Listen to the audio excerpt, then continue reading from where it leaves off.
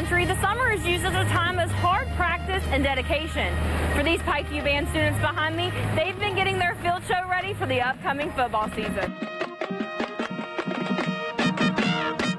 With 5 weeks of practice Monday through Friday and then after school practices, this year the Pikeview High School Band is bringing imagination to the field. This year's field show, it's titled Imaginarium.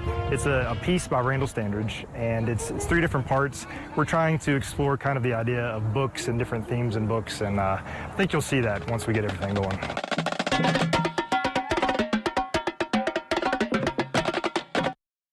These students are not only working to perform under the Friday night lights, but they also have competition season coming up as well. In total, I don't know how many hours we've done, but it's been a good show so far. I'm excited. I think it's very exciting because this year we're doing more competitions than last year, so I think we're a little bit more warmed up because, I don't know, I think we're more excited this year. Most of these band members found their love for music in middle school and have continued on with the passion. Started band, well, at first in 5th grade, I was really nervous. I wasn't in band, but then my teacher convinced me to do it, and ever since, I've kind of just loved it. Since 5th grade, now that I'm a senior, it's really sad that I have to leave, but it's been a really great experience. As you can see, these kids work hard all summer to make sure that their field show is ready to go. Their first performance is coming up next Friday. Here for you in Gardner, I'm Abby Lester, WVVA News. More than half of the counties in the Mountain State are under extreme drought conditions. There are 1.9 million West Virginians living in the state, and the vast majority are living under extreme droughts. In southern West Virginia, those conditions are listed as severe, according to drought.gov. It's a fact that is at top of mind for emergency planners like Keith Gano. He's Mercer County's Emergency Management Director, and he's urging people to be cautious if outdoor burning is in their plans. I think the big thing that we want the public to understand is when we get these little rain showers like this, they feel like that in terms of burning, that it's okay to continue to do that because we've had some rain. But with the wind the last day or two and the mist of rain that we had, that didn't affect, that has no great impact on forest fire season, and the fact that we probably still are in a high burn likelihood of fast-moving fires. For most of West Virginia, it will take at least a foot of rainfall over the next 3 months to diminish this drought. We usually average about 3 inches of rainfall per month for September, October, and December, with November closer to 2.5 inches. Gano says when you consider these numbers, it's critical that precautions are in place for anyone who has plans to burn. So we're not telling people not to burn, but we're telling you if you do, you need to, obviously pick a day when the wind's not blowing and you have a garden hose, you have a 10-foot circle to bare mineral soil around the pile that you're going to be burning, and keep an eye on it. And they have to be mindful if they do choose to burn and that fire gets out, they could be responsible or liable for the cost to extinguish that fire. Gano goes on to say while this area doesn't typically see raging forest fires like the West Coast, where it takes massive air and ground assaults to fight those blazes, there has been so little rainfall here in the two Virginias, increasing our chances to see new means of fire spread this year.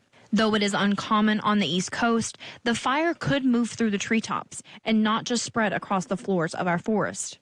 With the drought conditions such as we've been in, and if we end up with a situation where the leaves basically just dry up on the trees prior to falling, we could, if the drought continues and the lack of moisture continues, we could actually potentially see some canopy fires this year. So that would, again, would be fires not necessarily on the ground, but burning in the tops of trees. From this January through August, it ranks as the 37th driest season since we began tracking such records in 1895.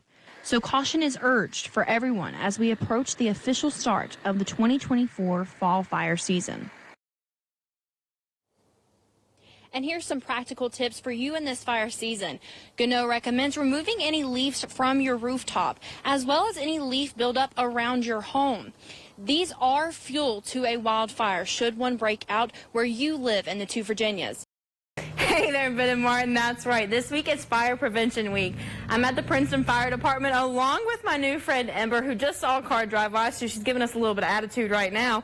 But local fire departments in the area are spreading education about smoke detectors. In August of 1969, the groundbreaking ceremony was held for East River Tunnel, which would change traveling in the area forever, because the only way to cross the mountain before that was on the curvy and treacherous Route 52. In December of 1974, the tunnel officially opened, but Mercer County Commission President Bill Archer tells us his first trip over East River Mountain was one he will never forget. In his new truck, he set ahead over the mountain with another man's trailer and a mission to get to his destination. The hands on my tractor and on the gentleman's trailer did not match. He had two smaller, so I could not hook up the air brakes for the trailer. Now I hauled steel, so it wasn't like a typically heavy steel load that I had, but there was no way I could hook up air to the trailer brakes. So coming up over the mountain and then dropping back down and coming into Withville and that to start heading west that way was really, really, really a challenge. At one point in his life, he traveled the road with trucks, but he later became very familiar with the tunnel. From that point on, I was totally aware of where the East River Mountain trailer, where the tunnel was. And, there were so many experiences I had through the years with that as a newspaper guy. The West Virginia side of the tunnel is named after the late H. Edward Still, who had a large hand in dealing with the tunnel. Steele was among the first people that were on the Lakes to Florida Highway Association back in the 1920s. And that particular road is what they were seeking to do. Before the twin tubes were constructed, Archer tells us that for truck drivers, it took nearly 2 hours to get over the mountain. But now it just takes a few minutes to get through the tunnels. And Archer tells us he definitely remembers driving through the tunnel for the first time. I remember going through that, and I said, ooh, that's amazing, because you can drive full speed down through there, pretty much 55 miles an hour all the way through there, and it connected. The development of the interstate highway was really a great benefit to everybody who drove truck back in those days. So. The East River Tunnel paved the way to a safer and more convenient route for those hitting the road in the two Virginias. The Mercer County Sheriff's Department is returning with its annual Shop with a Cop event, which brings children to Walmart for a special shopping spree. I want to go to the toys. Well, you know where it's at. Well, I got you, buddy. You getting tired? You want me to push it back here for you? All right, come on. Not only is it a time the kids look forward to, but also the officers. To me, it's very important. A lot of these kids, the only way they get to see us is just in a negative light, whether it be responding to their residents or responding to a school, whatever it may be. So to me, it's extremely important to be able for them to interact with us in a positive light.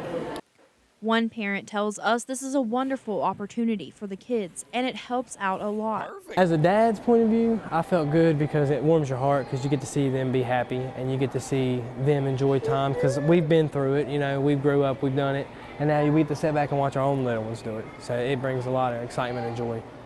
And for the cops, they love to come out and help the kids pick out the toys. It's just a blast. We get to actually go around and actually encourage the kids to buy different things, stuff like that. They tell us what they want. We get to pick it out, and I mean, it's pretty cool for them. Usually within the family, they get to pick out certain things, but usually they get clothes and stuff like that. We usually go for toys that their parents normally won't let us buy. Well, the ones that make noise, pianos, drums, anything like that, that the kids love to play with. What'd you get? A doll and clothes and a stuffed animal. RC and a Nerf gun. All right, so we done went on a shopping spree. Hey there, y'all. Here at the State Fair of West Virginia, people and their animals come from all around to strut their stuff. And right here I have Phoebe with me, and the crowds behind me came from down the road at White Sulphur Springs, and they're leaving with multiple ribbons. Okay, so this tedious process that you see is a labor of love getting the show ready for a cow. But as you can see, these cows, White Sulphur, take in the hearts of those people around them and on the judges' scorecard. Here for you at the State Fair, West Virginia, I'm Abby Lester, WVVA News.